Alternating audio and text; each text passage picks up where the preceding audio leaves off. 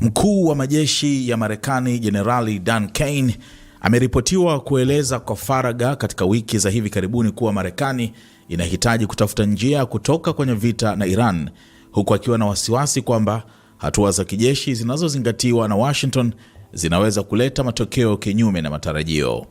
Kwa mujibu wa CNN ambayo imenukuu watu wenye ufahamu wa majadiliano hayo, Kane anaamini mashambulizi ya anga pekee hayana uwezekano mkubwa wa kufanikisha malengo ambayo utawala wa Rais Donald Trump unataka kuyafikia dhidi ya Iran. Jenerali huyo pia anaripotiwa kuwa na wasiwasi kwamba baadhi ya machaguo ya kijeshi yanayojadiliwa yanaweza kuongeza ukubwa wa mgogoro badala ya kumaliza, jambo linalofanya kuwe na umuhimu wa Washington kutafuta mkakati utakaoruhusu vita hivyo kufikia mwisho. Kane sio afisa pekee ndani ya utawala wa Trump anayeamini Marekani imefikia hatua muhimu ya kufanya uamuzi kuhusu mwelekeo wa vita hivyo. Kwa mujibu wa ripoti hiyo, amekuwa akijadili uwezekano wa kupata njia ya kutoka kwenye vita na baadhi ya washauri wakuu wa Trump, akiwemo makamu wa rais JD Vance, mkurugenzi wa CIA John Ratcliffe, pamoja na waziri wa mambo ya nje Marco Rubio.